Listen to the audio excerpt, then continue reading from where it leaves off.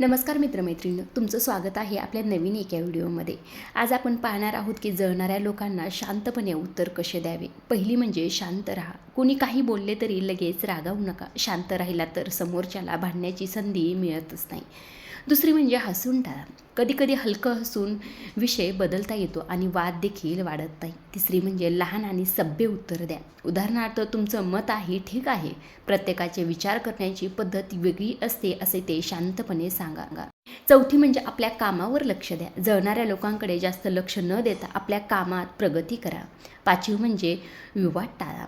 अनावश्यक वादात पडू नका. शांत राहणे हेच कधीकधी सर्वात चांगले उत्तर असते. सहावी म्हणजे सकारात्मक विचार करायला शिका.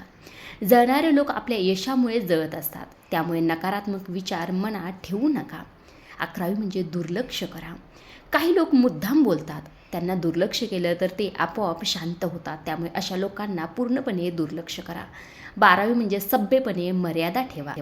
जर कुणी वारंवार त्रास देत असेल तर शांतपणे सांगा, मला अशा प्रकारच्या बोलण्याचा त्रास होतो, त्यामुळे मला अजिबात या गोष्टी बोलू नका.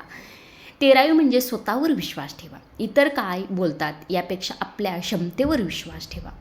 14वी म्हणजे चांगल्या लोकांच्या संगतीत राहा. सकारात्मक आणि प्रोत्साहन देणाऱ्या लोकांसोबत राहिला तर मन चांगलं राहतं आणि मन देखील आपलं सकारात्मक विचार करू लागतं.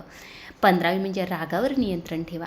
राग आला तरी लगेच उत्तर देऊ नका. थोडा वेळ घेऊन शांतपणे बोला.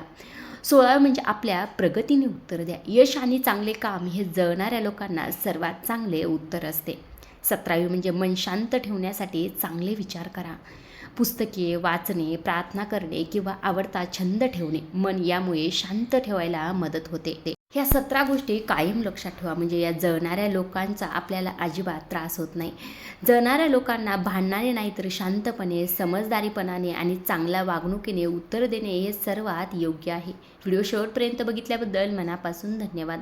आणि या टिप्स कशा वाटल्या हे कमेंट करून सांगायला विसरू नका. आणि आपल्या चॅनलवर नवीन असाल तर चॅनलला जरूर सबस्क्राईब करा आणि व्हिडिओला लाईक करायला देखील विसरू नका. भेटूया पुढच्या व्हिडिओमध्ये. तोपर्यंत धन्यवाद.